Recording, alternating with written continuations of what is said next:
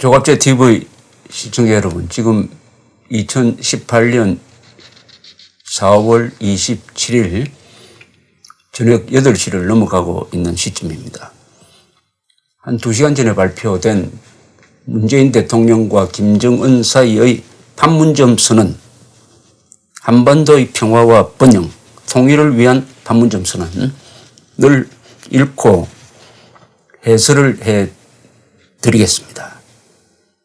이 내용은 2007년에 발표되었던 노무현 김정일 회담에서 나온 14선언과 한 60%가 겹칩니다. 서해 평화지대라든지 등등. 다만 차이는 그때는 정권이 이명박 정부로 바뀌는 바람에 그것이 실천되지 않았습니다. 이번에는 이게 실천될 가능성이 상당히 있습니다. 이게 실천되면 어떻게 되느냐. 한국의 안보는 위태롭게 되고 국론 분열은 심해질 것이고 한미동맹은 균열이 될 것이고 더구나 북한의 핵 폐기는 불가능하게 될 것입니다.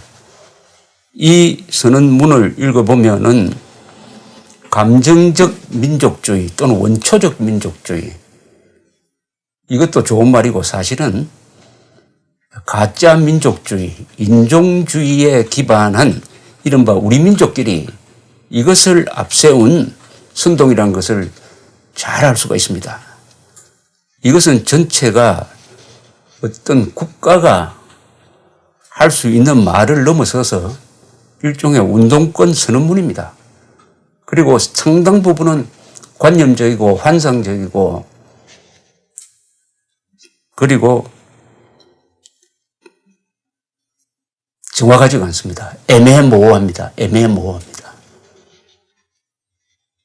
가장 중요한 게 가짜 민족주의를 앞세워가지고 대한민국의 반공자유민주법치 체제를 유지해왔던 안보 체제를 와해시키려는 문서라고 보는 게 정확할 것입니다. 반공의식을 부인하고 한미동맹을 약화시키고 대북 제재에 구멍을 내고 그리고 핵 문제 해결을 어렵게 만드는, 따라서 5천만 국민들의 안보가 위태롭게 되는 방향의 합의문입니다. 양 정상은 한반도에 더 이상 전쟁은 없을 것이며 새로운 평화의 시대가 열렸음을 8천만 우리 결의와 전 세계에 엄숙히 천명하였다. 이게 말이 됩니까? 한반도에 더 이상 전쟁은 없을 것이며 말로 할 수가 있습니까? 이런 선언 과거에도 많이 했습니다. 그러나 그때마다 전쟁 행위를 한 자는 바로 북한 노동당 정권 김정은의 아버지, 할아버지였습니다. 그런데 한반도에 전쟁은 없을 것이며 라고 어떻게 선언을 합니까? 이 선언이 일종의 속임수죠. 전쟁이 없도록 만드는 게 중요하지. 전쟁이 없을 것이다. 아니, 미래의 일을 어떻게 이렇게 점을 칠 수가 있습니까? 더구나 전쟁 범죄자와 함께 피해자인 문재인 대통령이 가해자인 김정은과 함께 핵 폐기도 하지 않았는데 핵을 폐기한 다음에 이런 선언이 나와야 되는 거 아니겠습니까? 핵 폐기의 제1보도 듣기 전에 어떻게 전쟁이 없다고 미리 선언을 합니까? 더구나 평화의 시대가 열렸다? 8천만 우리 결의와 전 세계에 엄숙히 천명하였다. 말로 평화가 이루어지고 말로 전쟁이 끝난다면 이 세계는 벌써 파라다이스가 되었을 것입니다. 양 정상은 냉전의 산물인 오랜 분단과 대결을 하루빨리 종식시키고 민족적 화해와 평화 번영의 새로운 시대를 과감하게 열어나가며 남북관계를 보다 적극적으로 개선하고 발전시켜 나가야 한다는 확고한 의지를 담아 역사의 땅 판문점에서 다음과 같이 선언하였다. 자, 이거 따져봐야 됩니다. 양 정상은 냉전의 산물인 오랜 분단과 대결, 이거 틀렸습니다. 냉전의 산물이 아닙니다. 냉전은 이미 끝났습니다. 그러면은 분단과 대결이 없어져야죠. 이것은 북한 노동당 정권, 전쟁 범죄자들이 계속 한국을 도발하고 국제법을 지키지 않고 핵무장을 지속하면서 수시로 대한민국 대통령을 암살하려 하고 외국까지 쫓아가서 아웅산 테러하고 비행기 폭파하고 천안함 공격하고 연평도 포격한 그 결과로서 지금 분단과 대결이 지속되고 있는 것입니다. 이 책임을 완전히 흐리고 있습니다. 그러면서 민족적 화해와 평화 번영의 새로운 시대를 어떻게 엽니까? 원인 진단이 틀려먹었는데 분단과 대결의 원흉이 김정은인데 김정은이가 말하는 민족적 화해와 평화 번영은 이거 사기 아닙니까? 사기. 그 다음에 해놓고 1 이렇게 나옵니다. 1. 이 민족이라는 이름이 많이 나옵니다. 여러분 북한이 말하는 민족은 김일성민족입니다. 한민족이 아닙니다. 그런데 민족 이렇게 되어 있습니다. 민족이 나올 때마다 한국의 안보 구조를 하나씩 해체해 나가는 그런 구조입니다. 민족이 여기 완전히 독약이 되고 있습니다. 또는 마취제 역할을 하고 있습니다. 1. 남과 북은 남북관계의 전면적이며 획기적인 개선과 발전을 이루감으로써 끊어진 민족의 혈맥을 잇고 공동번영과 자주통일의 미래를 앞당겨 나갈 것이다. 이거 얼마나 거창하고 관념적이고 이 말 읽어보면은 실천은 불가능한 아주 이게 뭐라고 그럴까요? 무슨 설교문 같기도 하고 하나하나 따져보면 여기서도 이제 말이 안 되는 게 나옵니다. 남과 북은 남북관계의 전면적이며 획기적인 개선과 발전을 이루감으로써 끊어진 민족의 혈맥을 잇는다. 이게 참 골치 아픈 표현입니다. 끊어진 민족의 혈맥을 잇는다. 이게 무슨 말이죠? 끊어진 민족의 혈맥을 잇는다. 그러면 휴전선을 없애겠다는 이야기겠죠. 민족이 하나가 되자는 이야기이기도 하겠죠. 하나가 될 수 있습니까? 하나가 되려면은 북한 노동당 정권이 없어져 주어야죠. 그렇게 해야 자유민으로서 만날 수 있는 거 아닙니까? 북한 노동당 정권이 2,500만 한민족을 난쟁이로 만들고 로봇으로 만들고 영양실조로 만들고 한국인보다 키가 남한 사람보다 12cm나 짧게 만들고 평균 수명은 12년이나 짧게 살게 만들어 놓고 민족의 혈맥을 이으면은 어떻게 됩니까? 이을 수가 있습니까? 체제가 다르고 이념이 다르고 가치관이 다른데 어떻게 있습니까? 유일한 방법은 김정은 정권이 붕괴되는 것입니다. 그렇게 해서 자유로운 상태에서 남북한이 통일을 하는 것이죠. 그게 자유통일입니다. 그런데 그런 노력은 하나도 보이지 않습니다.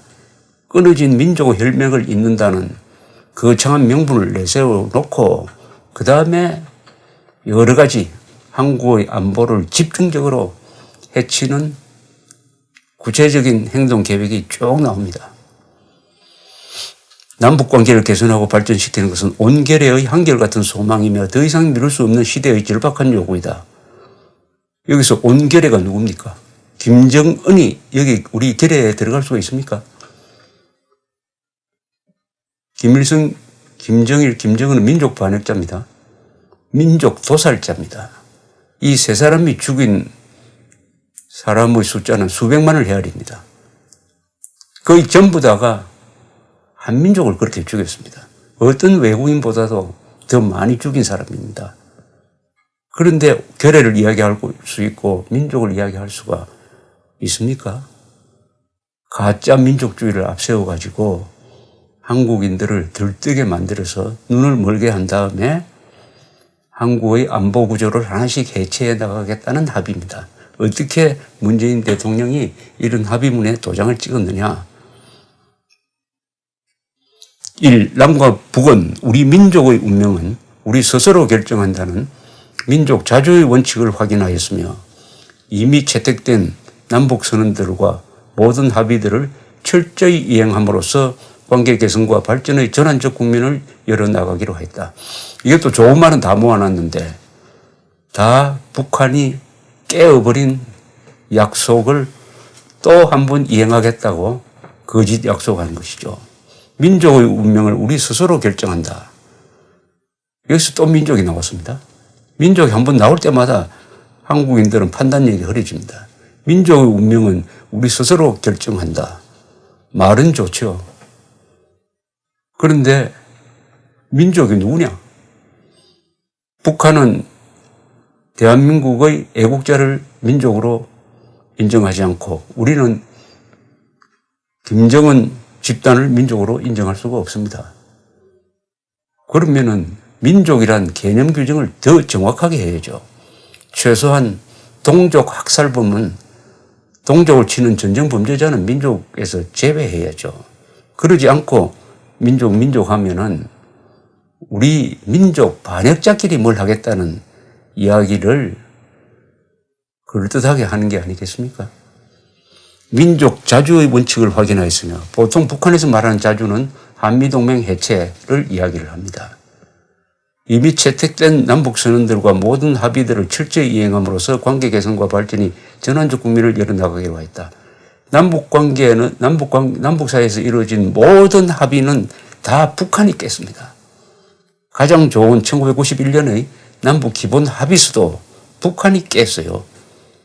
거기에 대한 사과, 개선 방향은 이야기하지 않고 또 그것을 이행한다고 하는데 누가 보장합니까? 이행하는지 안 하는지 누가 보장합니까? 이걸 누가 강제를 합니까? 이행하지 않으면 벌을 준다는 조항이 여기 있어야 될 거 아닙니까? 그 다음에 또 이렇게 나옵니다. 남과 북은 민족적 화해와 단합의 분위기를 고조시켜 나가기 위하여 각계각층의 다방면적인 협력과 교류 왕래와 접촉을 활성화하기로 했다. 이거 과거에 많이 나온 이야기입니다. 그런데 여기서 민족적 화해라는 말은 무슨 뜻입니까? 민족적 화해를 하려면은 민족적 화해를 제일 깨친 6.25 전범 행위에 대해서 사과하고 배상하고 국군포로 아직 억류하고 있는 사람들 돌려주고 납북자 20만 명 중에 살아있는 사람 돌려줘야 하는 것 아닙니까? 그런 걸 할 리가 없죠. 그런 간단한 이야기는 없습니다. 그럼 민족적 화해라는 말은 민족적 화해란 말을 화해와 단합의 분위기를 앞세워 놓고 민족적 화해에 방해가 되는 방공체제를 포기한다. 국가보안법 포기한다. 단합을 막는 한미동맹 해체한다. 그런 분위기를 고조시키기 위해서 각계각층이라고 하지만은 한국에 있는 좌파, 친북, 종북단체와 북한 노동당 정권이 서로 교류를 하는 그것이 활성화되는 것을 의미하는 거죠. 이런 교류 왕래에 한국의 애국 세력, 우파 세력, 자유진영이 누가 참여하겠습니까? 또 민족 이야기가 나옵니다. 안으로는 6.15를 비롯하여 남과 북에 다 같이 의의가 있는 날들을 계기로 당국과 국회, 정당, 지방자치단체, 민간단체 등 각계각층이 참가하는 민족 공동행사를 적극 추진하여 화해와 협력의 분위기를 고조시키며 밖으로는 2018년 아시아 경기대회를 비롯한 국제경기들에 공동으로 진출하여 민족의 슬기와 재능, 단합된 모습을 전세에 과시하기로 했다. 자, 민족 공동행사라고 했는데 이것은 북한이 항상 써먹는 남한의 애국 세력, 대한민국 주류 세력을 포위하고 고립시키기 위한 통일전선 전략이죠. 통일전선 전략. 그리고 태극기를 없애버리고 한반도기를 올리겠다는 것. 즉 대한민국의 국가 정통성과 정체성을 민족이라는 이름으로 무너뜨리겠다는 그런 고전적인 전략을 또 펴고 있습니다. 또 민족 나옵니다. 남과 북은 민족 분단으로 발생된 인도적 문제를 시급 해결하기 위하여 노력하며 남북 적십자 회담을 개최하여 이산가족 친척 상봉을 비롯한 재반 문제들을 협의해 나가기로 하였다. 민족 분단으로 발생한 게 아니고 북한의 전쟁 범죄 행위로 발생한 인도적 문제죠. 그게 바로 납북자 20만 명, 국군포로 6만 명, 그리고 이산가족이죠. 이걸 왜 민족 분단으로 발생한 인도적 문제라고 이렇게 흐려버립니까? 여기에 왜 대한민국 대통령, 피해자인 대한민국 대통령이 도장을 찍습니까? 여기 왜 국군포로 이야기가 안 나옵니까? 납북자 이야기가 왜 여기 안 나옵니까? 이산가족 친척 상봉은 이런 식으로 해가지고는 모든 이산가족이 만나려면 500년이 걸린다고 합니다. 과거 자판 정권 시절에 이산가족 한 가족이 만날 때마다 10억 원씩의 각종 지원을 북한에 했다는 주장이 이산가족 사이에서 나오고 있습니다. 그것도 동물원식 상봉으로 그친 거 아닙니까? 당면하여 오는 8.15를 계기로 이산가족 친척 상봉을 진행하기로 했다. 또 민족 나옵니다. 남과 북은 민족 경제의 균형적 발전과 공동번영을 이룩하기 위하여 14선언에서 합의된 사업들을 적극 추진해 나가며 1차적으로 동해선 및 경의선 철도와 도로들을 연결하고 현대화하여 활용하기 위한 실천적 대책들을 취해 나가기로 했다. 이거는 완전히 대북 제재를 흔들겠다는 겁니다. 민족의 이름으로 대북 제재를 흔들겠다는 겁니다. 민족 경제의 균형적 발전을 하려면은 대한민국 경제가 스스로 내려앉아야 됩니다. 그렇게 해야 북한과 균형적 발전이 되는 거 아닙니까? 14선언에서 나오는 유무상통, 없는 사람과 있는 사람이 서로 나누어 갖자. 이 강도심보죠. 이런 것과 비슷한 이야기입니다. 민족 경제의 균형적 발전. 이것은 대한민국 경제를 망가뜨리는 게 북한과 키를 맞추는 것이다 하는 이런 쪽으로 아마 해석될 가능성이 많습니다. 그리고 14선에서 합의된 사업들은 대부분 다 우리가 북한에 뭐 해주고 하는 돈 쓰는 겁니다. 몇십 조가 들어간다는 계산이 그때 나왔습니다. 이것은 대북 제재를 허물겠다는 겁니다. 더구나 비핵화를 하기도 전에 이 이야기부터 꺼내면은 비핵화를 하고 싶은 마음이 안 생기죠. 이게 실천되는 과정에서는 아마 한미 관계라든지 한국과 국제사회의 갈등이 예상됩니다. 그리고 남북 공동연락사무소를 개성지역에 설치한다. 왜 개성지역에 설치합니까? 남북 공동연락사무소를 판문점에 설치하든지 중립지대에 설치를 해야죠. 일단 여기까지 제가 설명을 드렸습니다. 요약하면은 가짜 민족주의를 앞세운, 그러니까 민족 반역자 김일성 세력을 민족의 챔피언으로 축혀 올리면서 한국의 방공체제, 한미동맹, 그리고 핵문제, 대북제재를 허물어서 한국의 안보를 해체하겠다는데, 김정은이 그렇게 나오는 것은 뭐 당연하지만 여기에 문재인 대통령이 도장을 찍었습니다. 조갑제 TV 시청자 여러분, 2018년 4월 27일 밤 8시 20분을 넘어가고 있는 시점입니다. 문재인, 김정은 두 사람이 발표한 한반도의 평화와 번영, 통일을 위한 판문점 선언 해설해드리고 있습니다. 앞선 해설에서는 가짜 민족주의를 앞세워가지고 대한민국의 안보체제를 전면적으로 해체하려는 흉계가 들어있는 아주 위험천만한 문서라고 말씀드렸습니다. 두 번째는 비핵화 문제 등 이른바 긴장 완화를 위한 여러 가지 약속과 선언을 분석해 드리겠습니다. 이 선언문 2가 주로 그 항목입니다. 2. 남과 북은 한반도에서 첨예한 군사적 긴장 상태를 완화하고 전쟁 위험을 실질적으로 해소하기 위하여 공동으로 노력해 나갈 것이다. 1. 남과 북은 지상과 해상, 공중을 비롯한 모든 공간에서 군사적 긴장과 충돌의 근원으로 되는 상대방에 대한 일체의 적대 행위를 전면 중지하기로 했다. 야, 이게 이제 앞으로 골칫거리입니다. 일체의 적대 행위를 전면 중지하기로 하였다? 그런데 적대 행위를 누가 해야 합니까, 지금? 지금까지 적대 행위는 북한이 했고 우리는 적대 행위를 한 게 아니라 방어적 행위를 했을 뿐입니다. 그런데 이 적대 행위를 누가 원인 제공자인지 누가 피해자인지를 가리지 않고 적대 행위를 무조건 전면 중지하기로 한다면은 우선 한미 군사훈련은 적대 행위가 아닌데 북한은 적대 행위라고 생각을 할 테니까 그거 중단하자는 이야기가 나올 것입니다. 그런데 한미 군사훈련이 중단되면은 한미동맹은 작동할 수 없습니다. 주한미군은 훈련을 못하는 군대는 있으나 안 합니다. 움직이지 않는 고철 덩어리하고 비슷합니다. 군대는 평소는 훈련하는 조직이고 전시에는 전쟁하고 싸우는 조직입니다. 훈련과 전투는 같습니다. 적대 행위를 전면 중지한단 말이 이 말이 도대체 어떻게 논의되고 시행되고 할 것이냐. 그게 바로 국론을 분열시키고 한미동맹을 이간질시키게 될 것입니다. 더구나 북한이 비핵화를 하지 않은 상태에서 천안함 폭침을 사과 인정도 하지 않는 상태에서 적대 행위 전면 중지하자.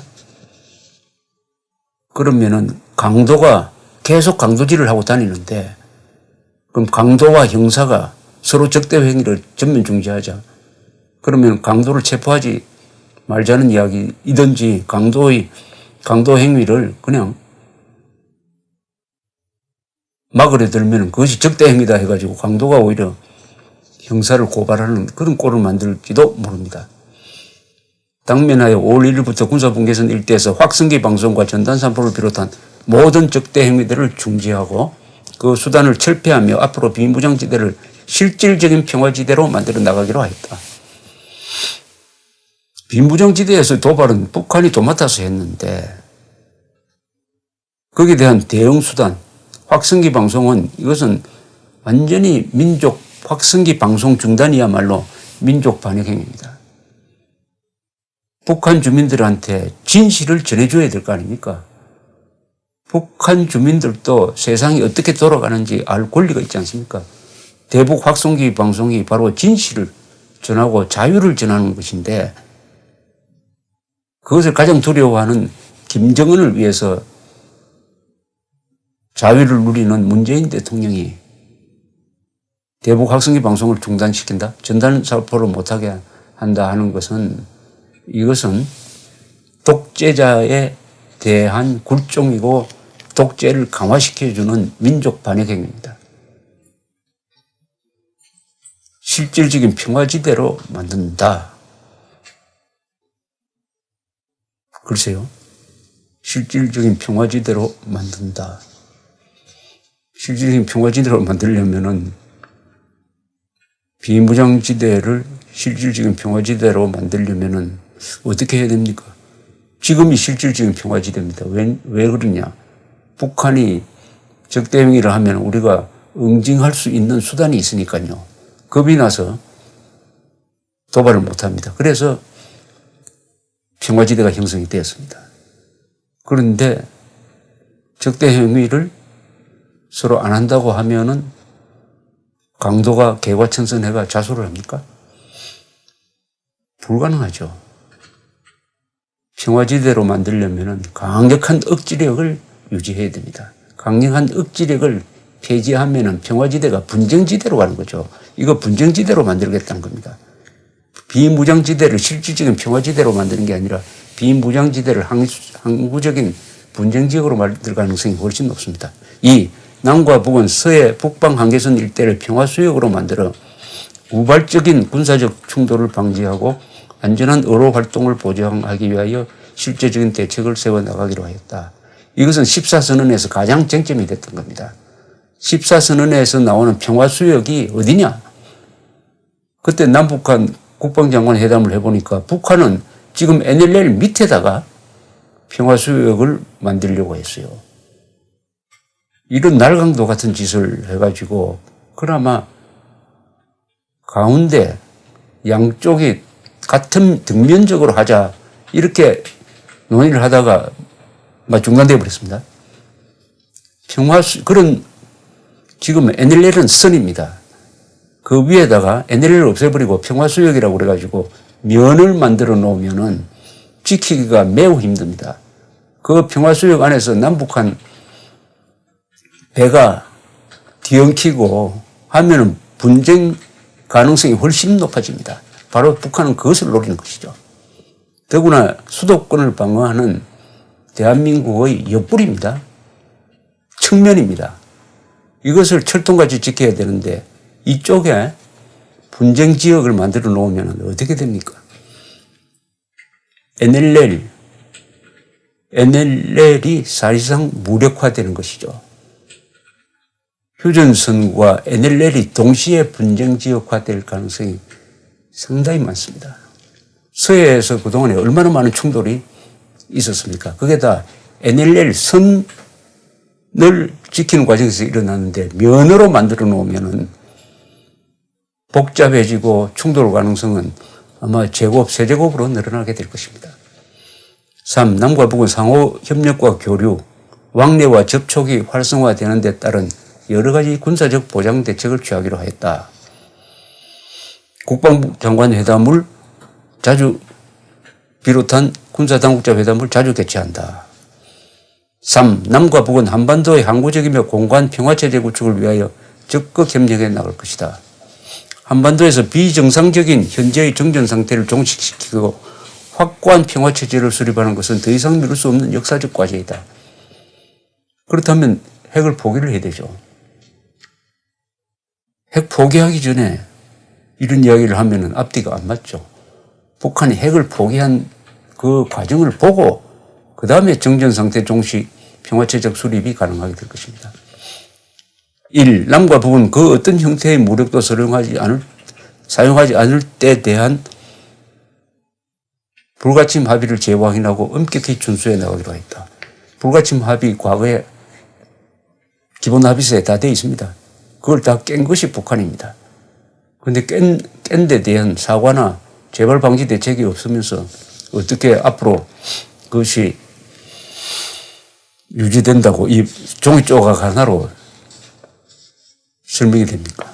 2. 남과 북은 군사적 긴장이 해소되고 서로의 군사적 신뢰가 실질적으로 구축되는 데 따라 단계적으로 군축을 실현해 나가기로 했다. 이 단계적이란 말이 이게 불길합니다. 북한이 비핵화를 단계적으로 하겠다.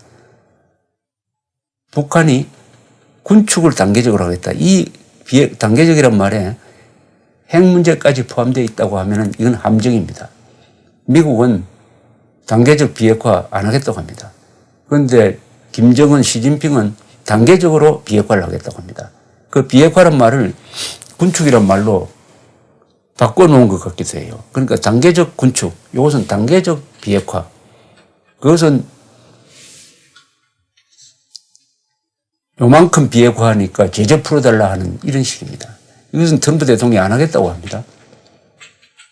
그것을 의미하는지 하여튼 애매모호한 말이 단계적 군축이란 말로 여기 들어가 있습니다. 사망의 3. 남과 북은 정전협정 체결 65년이 되는 올해에 종전을 선언하고 정전협정을 평화협정으로 전환하며 항구적이고 공고한 평화체제의 구축을 위한 남북미 3자 또는 남북미중 4자 회담 개최를 적극 추진해 나가기로 하였다. 종전선언이 왜 지금 나옵니까? 나오려면은 조건을 달아야죠. 6.25 종전선언은 6.25를 일으킨 북한 노동당 정권의 사과, 배상, 책임자 처벌, 재발 방지가 있어야 하고 구금포로, 억류된 구금포로 보내줘야 하고 나쁜 자들 다 돌려줘야 합니다. 종전은 전쟁 상태를 끝내고 마무리하는 것이니까 그 전쟁의 유산들을 다 정리를 해야 됩니다. 그 다음에 평화협정으로 갈 수 있을 것인데 평화협정은 사실은 이미 되어 있습니다. 남북기본합의서가 평화협정입니다. 그 내용이 또 새로 평화협정 만들 필요도 없어요. 다만 여기 남북미 3자, 남북미 중 4자 회담 개최를 추진해 나가기로 했으니까 이것은 남북 마음대로 안 될 것이고 많은 견제가 지금 들어갈 것인데 평화협정으로 이루어질 수 없다는 것은 전쟁이 종전선언으로 끝나지 않는다는 것은 평화협정 맺었다가 공산화된 월남이 증명하고 있습니다. 그 다음에 이제 가장 핵심적인 게 이제 나옵니다. 끝에 나옵니다. 오늘 만남의 가장 큰 목적이 비핵화 논의였는데 이게 슬쩍 마지못해 끼워 넣은 것처럼 하나 나옵니다.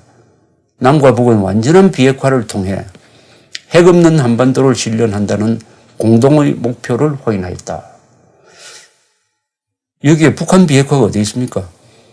북한이 한다고 해야지 남과 북은 완전한 비핵화를 위해 통해 핵 없는 한반도를 실현한다.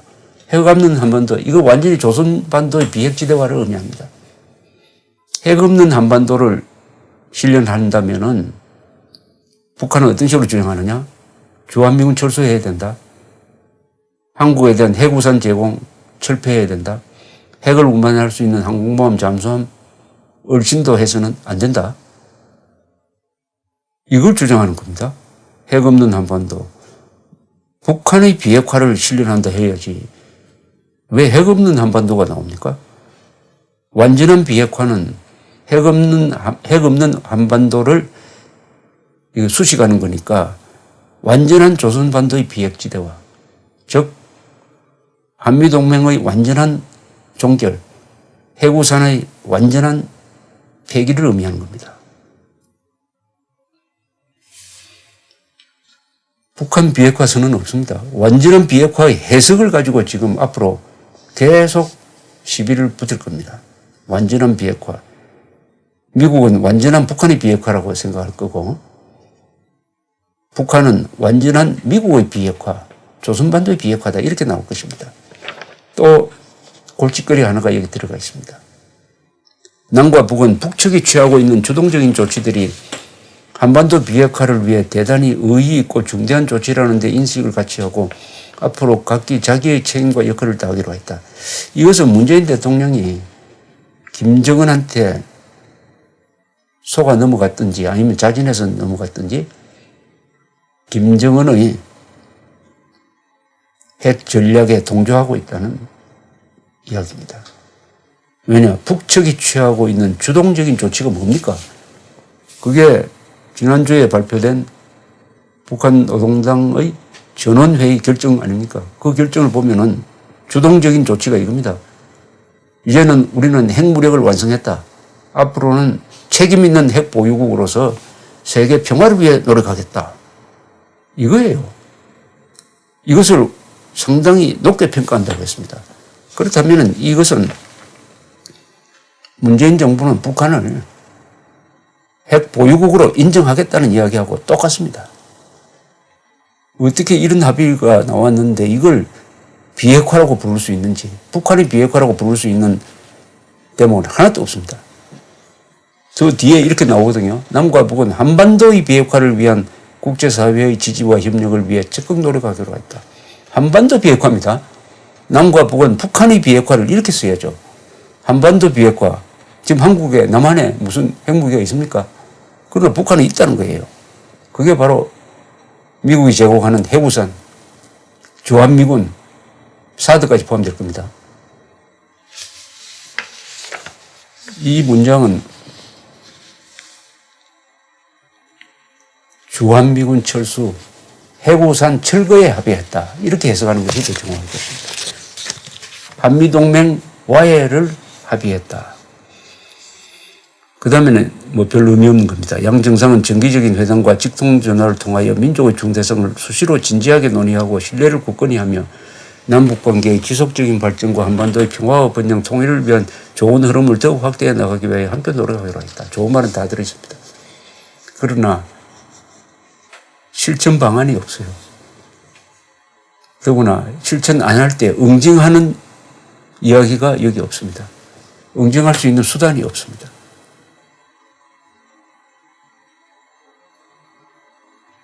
자, 결론적으로 비핵화 합의에 실패했습니다. 북한의 비핵화 합의에 실패했습니다. 오히려 북한의 핵 보유를 사실상 인정하는 쪽으로 해석될 만한 내용이 들어가고 말았습니다. 그런데도 한국의 언론은 완전한 비핵화란 요 말 하나를 가지고 앞뒤 다 잘라내버리고 크나큰 성과가 있었던 것처럼 국민들을 오도할 가능성이 많습니다. 정신 차려야 됩니다. 조갑제 TV 시청자 여러분, 지금 시간이 2018년 4월 27일 저녁 8시 40분을 넘어서 9시를 향해서 가고 있습니다. 지금 앞에 두 차례에 걸쳐서 문재인, 김정은 판문점 선언을 비판적으로 분석을 했습니다. 마지막으로 세 번째, 이 마지막 문장에 이런 게 있습니다. 문재인 대통령은 올해 가을 평양을 방문하기로 했다. 이거 좀 문제가 있습니다. 2000년에 김대중, 2007년에 노무현 평양을 방문했습니다. 이번은 김정은이가 판문점에 왔습니다. 판문점 남측에서 했지만 사실상 중립지대죠. 판문점은. 서울에 와야 될 거 아닙니까? 김정은은 서울에 올 자신이 없는 모양입니다. 겁이 나는 모양이죠. 그러면 다음에는 산수의 법칙에 따라서도 김정은이가 서울에 와야죠. 그런데 또 한국 대통령이 평양에 갑니까? 그럼 이 스코어가 3대 0입니까? 이거 어떻게 되는 거죠? 이것은 굉장히 의전상의 문제가 있습니다. 꼭 대한민국 대통령이 불려가는 꼴입니다. 조공 바칠 때 이렇게 하죠. 이것은 안 될 이야기입니다. 그러면은 김정은, 문재인 두 사람 사이에 힘의 관계가 무엇이냐 하는 것을 잘 보여줍니다. 더구나 평양에 가면은 평양 연출에 놀아나게 됩니다. 평양에 가면은 딱 포위가 돼가지고 완전히 상징 조작에 놀아나게 됩니다. 왜 또 평양을 갑니까? 불길합니다. 그 다음에 이번 선언은 사실은 14선언의 동생쯤 됩니다. 14선언. 14선언에 들어간 내용이 거의 대부분 이번 판문점 선언에 들어갔습니다. 그런데 여기 중대한 차이점이 있습니다. 2007년 10월 4일에 발표된 이 선언은 그 목적이 퇴임을 몇 달 앞둔 노무현 대통령이 김정일이를 만나가지고 다음 정권의 쇠기를 박는다는 차원에서, 그러니까 북한의 부주기하고 한국의 안보 체제를 약화시키는 합의를 한 것입니다. 이명박 정부가 들어서면서 실천이 안 됐습니다. 다행히 실천이 안 됐어요.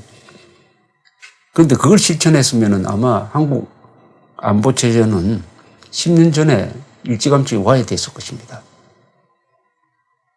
그런데 지금은 그 14선언이 이제는 실천 버전으로 새로 나온 거죠. 다만 지금은 북한의 핵 문제가 걸려있기 때문에 이 실천이 어려울 겁니다. 다 그나마 다행입니다. 국제정세가. 그러나 이 합의문을 가지고 앞으로 김정은은 갑이 되어가지고 계속 대한민국 정부, 문재인 정부를 을로 만들어가지고 이거 해라 약속하지 않았느냐 해가지고 막 요구할 근거를 우리가 마련해 줘버리고 말았습니다. 여기 14선언에도 우리 민족끼리 여러 번 나옵니다. 여러 번. 여기 NLL 수역을 평화수역으로 만든다는 이야기가 또 여기 나와 있습니다. 그 다음에 이 경제협력에 대한 이야기가 14선언에 아주 구체적으로 되어 있습니다. 이것대로 한다면 대북제재는 와야 됩니다. 14선언을 제가 한번 읽어보겠습니다. 왜냐하면 14선언에 합의한 대로 실천한다고 지금 오늘 합의를 보았습니다. 14선언 제5항입니다. 남과 북은 민족 경제의 균형적 발전과 공동의 번영을 위해 경제협력 사업을 공리, 공영과 유무상통의 원칙에서 적극 활성화하고 지속적으로 확대 발전시켜 나가기로 했다. 여러분, 유무상통의 원칙이라는 게 도대체 이게 국가 대 국가의 관계에서 있을 수가 있습니까? 유무상통은 있는 사람 없는 사람이 서로 나눠 쓰자. 이건 조폭 집단끼리 하는 이야기 아닙니까?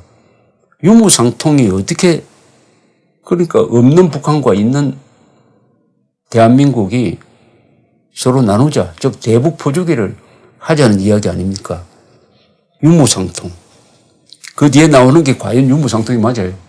한번 읽어보겠습니다. 남과 북은 경제협력을 위한 투자를 장려하고 기반시설 확충과 자원 개발을 적극 추진하며 민족 내부 협력 사업의 특수성에 맞게 각종 우대 조건과 특혜를 우선적으로 부여하기로 하였다. 쉽게 말하면 북한에 모든 특혜를 주자 이거죠. 그것을 민족 내부 협력 사업의 특수성이라고 했습니다.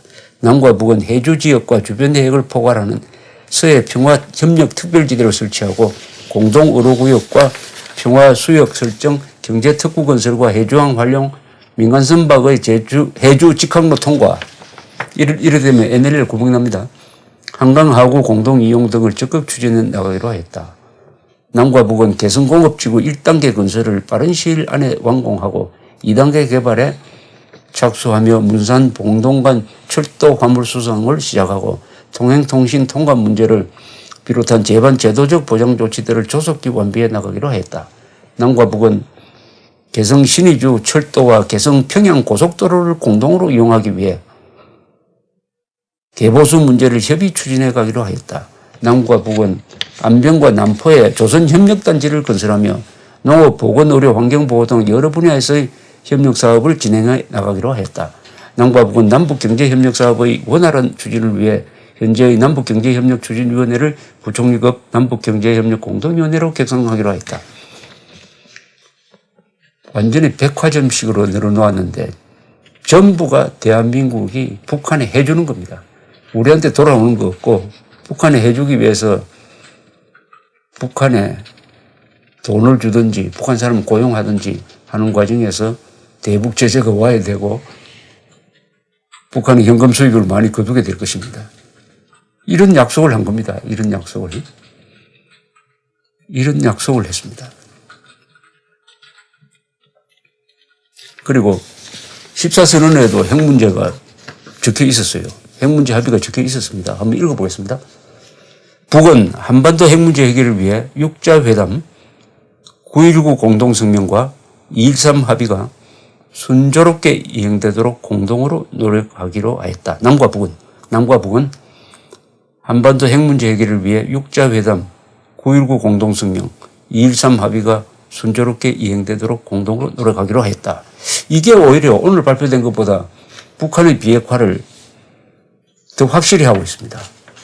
그러니까 오늘 발표문은 11년 전의 14선언보다 후퇴한 겁니다. 왜냐하면 14선언은 그나마 비록 한반도 핵 문제 해결이라고 했지만은 9.19 공동성명 2.13 합의를 한다고 했는데 이 9.19 공동성명은 북한의 핵 폐기를 구체적으로 명시하고 있습니다. 2005년 9월 19일 공동성명은 북한 핵을 폐기한다. 핵을 폐기하면은 뭐뭐 해준다는 이야기가 구체적으로 적힌 겁니다. 오늘은 이 정도도 하지 않았어요. 오늘은 9.19 공동성명을 지키자는 이야기도 나오지 않았습니다. 그러니까 14선언보다 더 후퇴한 합의가 이루어졌는데 언론은 완전한 비핵화에 합의한 것이 마치 완전한 북한의 비핵화인 것처럼 국민들한테 왜곡된 정보를 쏟아내고 있을 것입니다. 지금 이 시점에서.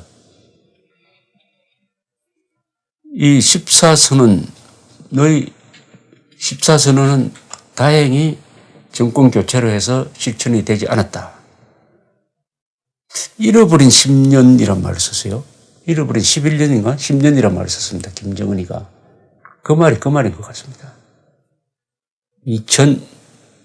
2007년 이후에 한국에서 우파 정권이 10년간 계속되니까 이 14선언에서 하려고 했던 하려고 했던 게 뭐냐.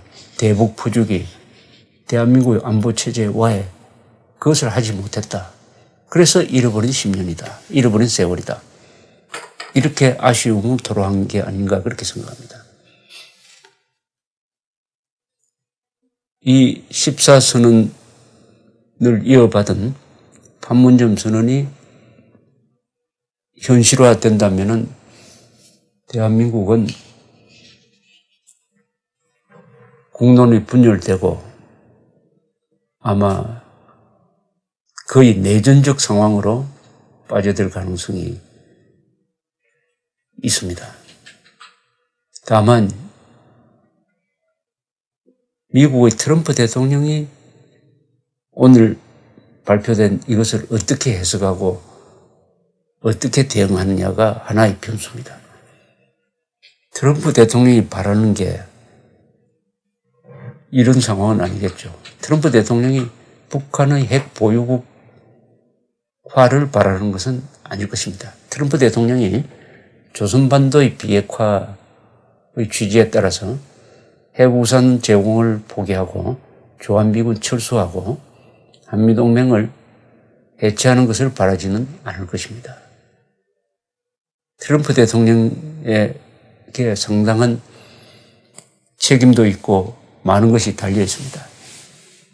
한국은 안보 문제를 미국에 의존하다가 자주국방 의지를 상실하고 동시에 자유통일 의지까지 상실함으로써 한국의 우파 세력이 이렇게 몰리는 단초가 되었습니다. 한국의 안보를 트럼프 대통령에게 기대한다는 것 자체가 참 부끄러운 일입니다. 그러나 현실적으로는 지금 우파 세력, 자유민주 세력이 남북한의 좌익 공동 전선으로부터 압박을 받으니까 국가 생존 차원에서 트럼프 대통령의 거취를 주목하지 않을 수가 없는 것 또한 현실로 받아들일 수밖에 없다고 생각합니다. 트럼프 대통령의 생각과 저런 회의에서 등장한 북한의 태도 사이에는 너무나 차이가 큽니다. 그런데도 트럼프 대통령이 계속 만나겠다고 하는 것으로 봐서는 이 선언문에 나오지 않는 무슨 비밀스러운 이야기가 오고 가고 있을 가능성은 배제할 수 없습니다. 북한이 김정은이가 자신을 옥죄오고 있는 중국에 대한 배신감으로 해가지고 미국으로 탈출구를 뚫어가지고 우리가 이제부터는 친미국가가 되겠다. 이 정도의 메시지를 던졌을 가능성도 있습니다. 그래서 트럼프 입장에서는 남한, 북한, 미국 이 3자가 서로 협의를 해가지고 중국을 견제하는 어떤 이런 구도를 생각하고 있을지도 몰라요. 그러니까 중국이 지금 잘못하면 소외될까 싶어서 서둘러 김정은을 북경으로 불러서 체면을 세워주고 이렇게 적극적으로 개입해 들어가고 있습니다. 아주 복잡해졌습니다. 이런 상황에서 오늘 이 문제 많은 합의문이 나왔는데 이 합의문대로 되면은 대한민국은 방공자유국가로서는 생존하기가 어렵다고 생각을 합니다. 그러나 대한민국에는 주인이 있습니다. 바로 국민입니다. 그리고 대통령보다 힘센 존재가 있습니다. 그것은 헌법입니다. 대통령은 헌법이란 눈밖에 가질 것이 없다고 링컨이 이야기를 했는데 문재인 대통령은 헌법을 예사로 무시합니다. 오늘 발표된 이 합의문은 헌법 정신에 위반되는 것입니다. 어떻게 해석을 해가지고 헌법 위반 사실을 명쾌하게 정리할 것이냐 하는 것은 법학자들, 법기술자들의 영역이라고 생각을 합니다. 헌법이 살아있는데 이런 6.15 선언, 14선언, 판문점 선언이 나올 수가 없죠. 선언으로 헌법을 무력화시킬 수는 없습니다. 헌법이 선언을 무력화시켜야 됩니다. 6.15 선언 헌법 위반입니다. 그런데도 지난 18년 동안 그 위헌성을 법적으로 정리하지 못한 결과가 오늘 더 악화된, 더 위헌적으로 된 한반도의 평화와 번영, 토경의를 위한 판문점 선언으로 나타나고 말았습니다. 한국의 자유진영은 가진 무기가 지금 헌법밖에 없습니다. 헌법은 잠자고 있지만은 흔들어 깨우면은 엄청난 힘을 내게 마련입니다.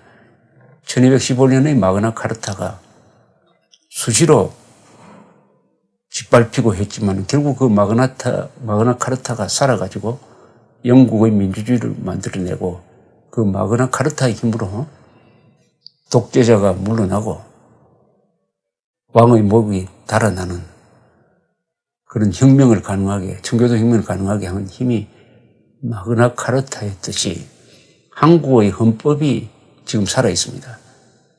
다행히 개헌은 현재 좌절됐습니다. 우리는 헌법을 불러내야 합니다. 헌법을 흔들어 깨워야 합니다. 감사합니다.